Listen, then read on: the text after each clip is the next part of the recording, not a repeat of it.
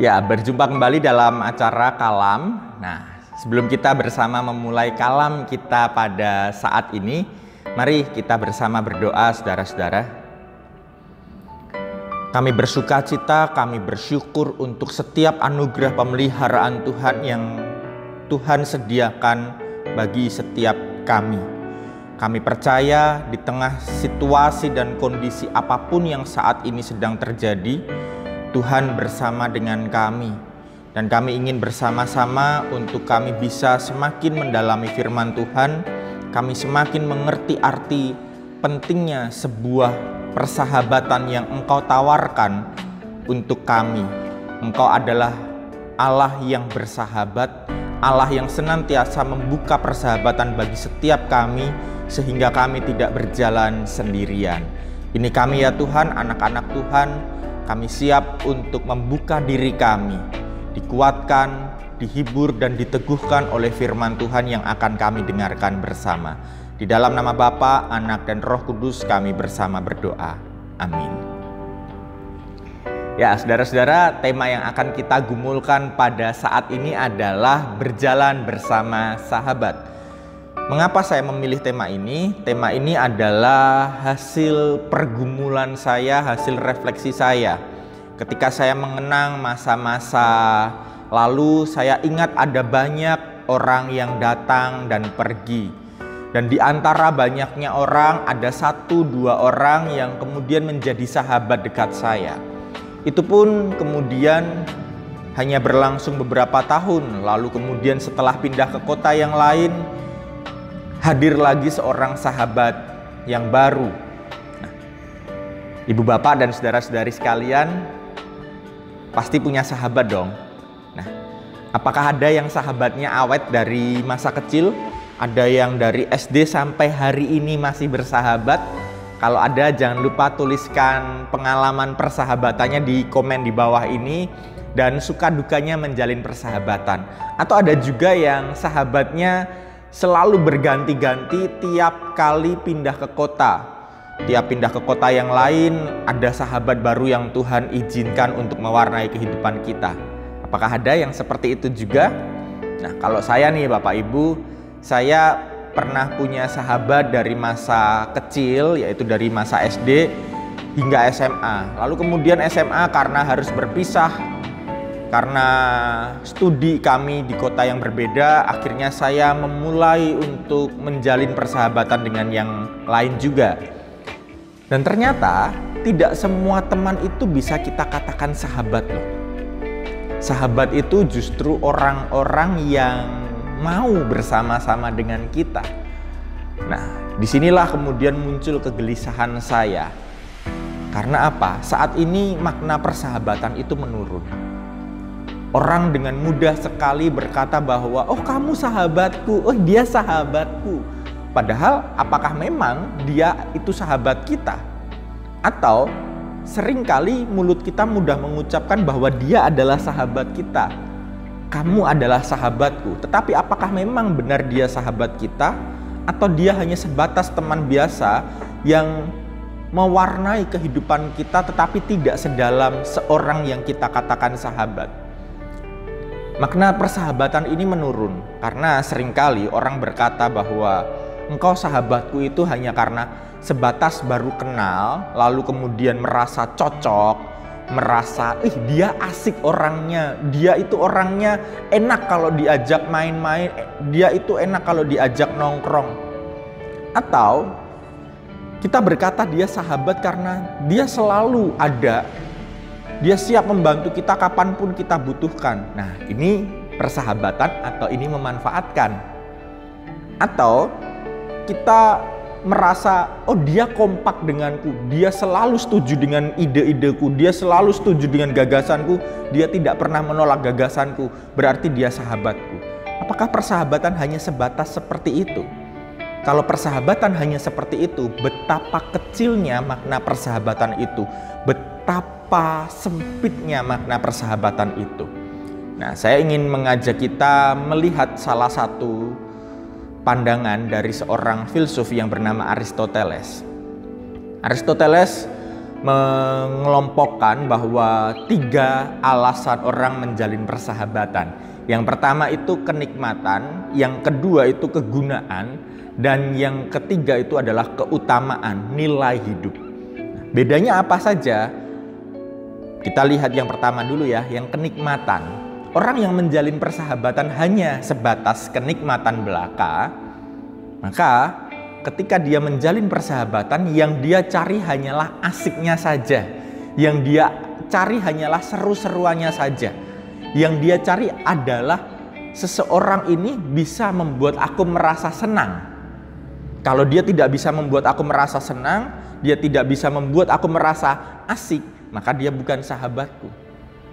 Contoh, ketika kita pergi sama teman kita dan kita kemudian merasa asik, bisa tertawa lepas, kemudian kita dengan mudahnya berkata, "Ih, kamu jadi sahabatku ya, kamu asik banget." Nah, itu berarti kita membangun relasi hanya berdasarkan kenikmatan belaka. Yang kedua, berdasarkan kegunaan. Kalau dia menjadi sahabat kita atau kita jadikan sahabat kita hanya sebatas dia itu berguna buat aku, dia itu selalu mau menolong aku, dia itu kalau ada apa-apa selalu mau antar jemput aku, jangan-jangan kita hanya memanfaatkan dia. Yang ketiga, nah ini kelihatannya indah, tapi apakah memang ini makna persahabatan? Yaitu soal nilai. Contoh, aku mau bersahabat denganmu karena engkau itu adalah orang yang rendah hati. Aku mau bersahabat denganmu karena engkau adalah orang yang ramah. Aku mau bersahabat denganmu karena engkau adalah orang yang sangat mau menolong orang lain. Nah, nilai persahabatan seperti ini indah ya. Kita tidak menjalin persahabatan hanya karena dia bisa kita ajak asik. Kita tidak menjalin persahabatan hanya karena dia selalu menolong kita, tetapi kita menjalin persahabatan karena dia itu adalah orang yang rendah hati. Wah, ini kan keren kelihatannya. Tetapi yang seperti ini pun ketika saya mengamati, ini juga bukan soal persahabatan yang murni. Ini bukan persahabatan seperti yang diajarkan Yesus. Karena bisa jadi orang itu bisa berubah. Orang yang semula rendah hati bisa jadi suatu hari nanti dia bisa menjadi tinggi hati. Orang yang semula suka memberi, orang yang semula punya hati yang murah hati, bisa jadi karena situasi dia tidak lagi menjadi murah hati. Nah, kalau seperti ini, apakah kita masih mau bersahabat dengan dia? Jadi sekalipun prinsipnya berdasarkan nilai-nilai kebajikan, persahabatan ini masih bergantung pada motif. Persahabatan semacam ini menjadi sebuah persahabatan yang lemah, yang rapuh, karena sewaktu-waktu sahabat kita ini bisa jadi berubah. Dan fokus persahabatan itu artinya masih hanya bersifat keakuan. Aku mau bersahabat dengan dia karena dia rendah hati. Berarti fokusnya masih ada di aku. Padahal fokus persahabatan itu apa dan siapa? Fokus persahabatan itu adalah kita. Nah, ketika fokus persahabatan ini menjadi kita, maka pada titik ini fokus persahabatan bukan lagi soal pemenuhan kebutuhan pribadi, bukan lagi soal aku ini mendapat apa dari dia, bukan lagi soal aku bisa mendapatkan kegunaan apa, tetapi fokus persahabatan pada titik ini adalah bagaimana saling memenuhi dan melengkapi, bukan hanya demi pertumbuhanku, tetapi juga demi pertumbuhannya dia, orang yang kita pandang sebagai sahabat. Artinya, fokus persahabatan adalah pertumbuhan bersama, baik pertumbuhan kemampuan kita dan juga pertumbuhan iman kita secara bersama-sama. Nah, maka dari itu firman Tuhan pun juga menegaskan, ini loh, Amsal 17 ayat yang ke-17 berkata, seorang sahabat itu menaruh kasih setiap waktu dan menjadi seorang saudara dalam kesukaran. Dan bahkan dilanjutkan lagi dalam Yohanes 15 ayat yang ke-12 sampai dengan yang ke-15. Inilah perintahku, yaitu supaya kamu saling mengasihi seperti aku telah mengasihi kamu. Tidak ada kasih yang lebih besar daripada kasih seorang yang memberikan nyawanya untuk sahabat-sahabatnya. Kamu adalah sahabatku jikalau kamu berbuat apa yang kuperintahkan kepadamu. Aku tidak menyebut kamu lagi hamba, sebab hamba tidak tahu apa yang diperbuat oleh tuannya. Tetapi aku menyebut kamu sahabat karena aku telah memberitahukan kepada kamu segala sesuatu yang telah kudengar dari Bapakku. Nah, saudara-saudara, ini persahabatan yang diajarkan Yesus. Yesus menegaskan, tidak ada kasih yang lebih besar daripada kasih seorang yang memberikan nyawa untuk sahabat-sahabatnya. Artinya, kita bisa menilai dia sahabat kita atau tidak, atau kita bisa menilai diri kita menganggap dia orang lain itu sahabat kita atau tidak, ketika kita rela memberikan nyawa kita, atau dia rela berkorban memberikan nyawa untuk kita. Nyawa itu bukan soal hidup atau mati. Nyawa itu adalah sesuatu yang berharga, sesuatu yang bernilai, sesuatu yang jika kita kehilangan itu kita tidak dapat hidup. Apakah kita rela memberikan itu untuk sahabat kita? Tidak ada kasih yang lebih besar daripada seorang yang mau memberikan nyawa untuk sahabat-sahabatnya. Dan Yesus berkata, kamu adalah sahabatku. Tuh, Yesus berkata, kamu adalah sahabatku jika kamu berbuat apa yang kuperintahkan kepadamu. Kalimat ini bukan berarti relasi transaksional, Bapak Ibu. Wah, berarti kalau kita tidak melakukan apa yang diperintahkan, Yesus tidak mau menjadi sahabat kita. Dia tidak mau menjadi sahabat kita. Bukan seperti itu. Tetapi, bukankah memang relasi persahabatan itu harus selalu bersifat timbal balik? Dan pertanyaannya, apa sih yang diperintahkan Yesus? Kok Yesus sampai harus berkata, kamu adalah sahabatku jika kamu berbuat apa yang kuperintahkan kepadamu? Jawabannya ada di ayat yang ke-12. Inilah perintahku, yaitu supaya kamu saling mengasihi seperti aku telah mengasihi kamu. Jelas, kamu adalah sahabatku jikalau kamu saling mengasihi seperti Yesus sudah mengasihi kita terlebih dahulu, dengan cara rela memberikan nyawanya. Sehingga dari sini kita bisa bersama-sama melihat, ini loh sebuah kasih filia yang punya makna begitu dalam, kasih persahabatan yang sangat-sangat indah, sangat-sangat mendalam. Bukan hanya sekedar, oh aku cocok dengan dia jadi sahabatku, oh dia orangnya asik, oh dia orangnya mau membantu. Bukan, itu masih fokusnya ke diri kita. Tetapi kasih filia ini adalah kasih yang rela mati demi sahabat dan bahkan saling terbuka mengenai keberadaan diri. Seorang sahabat memberitahukan apa yang ada pada dirinya. Nah, siap mati demi sahabat itu artinya apa? Kita juga siap mengorbankan ego kita demi sahabat kita. Kita siap mengorbankan mungkin jam istirahat kita, mungkin materi kita, dan lain sebagainya demi sahabat kita. Bahkan sekalipun akan ada banyak resiko yang menerpa, kita mau berjalan bersama sekalipun harus jadi repot. Itulah persahabatan. Bukan hanya karena asik, bukan hanya karena dia selalu mau membantu kita, tetapi kita mau repot buat dia berarti kita menganggap dia sahabat. Kita mau berkorban buat dia berarti itu sahabat. Kita rela mati buat dia berarti dia sahabat kita. Sahabat itu berbicara juga mengenai keterbukaan diri. Kita berani membuka diri kita apa adanya kepada sahabat kita. Karena apa? Kita tidak takut. Kalaupun kita jujur, sahabat kita selalu siap menerima kita. Kita tidak takut ditinggalkan karena kita tahu dia menerima kita apa adanya. Itulah sahabat kita. Yesus pun semasa hidupnya selalu menawarkan persahabatan. Yesus yang selalu berinisiatif untuk membuka dirinya bagi orang lain. Tergantung orang tersebut merespon atau tidak. Kita lihat bersama. Contoh paling sederhana. kisah Yesus dengan Sakeus. Siapa yang berinisiatif menawarkan persahabatan? Yesus.